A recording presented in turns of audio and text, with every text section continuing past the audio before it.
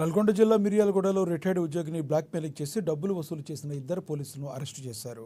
వారి వద్ద నుండి ఒక కారు, 4.05 తులాల బంగారం, 10 ప్రామిసరీ నోట్లు స్వాధీనం చేసుకున్నారు.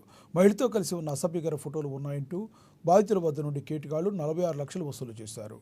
బాధితుల ఫిర్యాదుతో నిందితులను అరెస్టు చేసి రిమాండ్కు తరలించారు టూ టౌన్ పోలీసులు.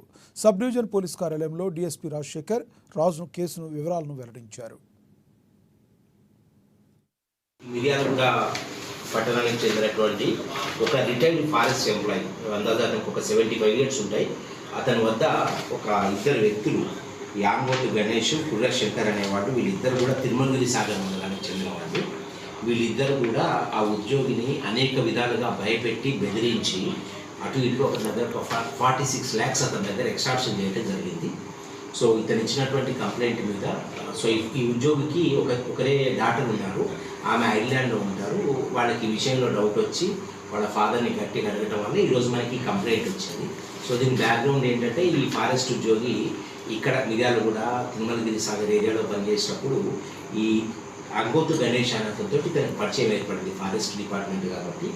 ఆ తర్వాత రిటైర్ అయిన తర్వాత కూడా పరిచయం అట్లా కొనసాగింది. ఇతను రిటైర్ అయిన తర్వాత సూర్యాపేటలో ఇతనికి ఒక హౌస్, ఒక ఓపెన్ ఫ్లాట్ ఉండేది.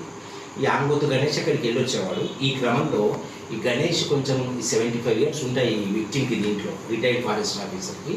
అతనికి ఒకసారి ఇంత ఆల్కహాల్ తాగిపించి అతను కొంచెం ఇంటాక్సికేటెడ్ స్టేట్లో ఉండగా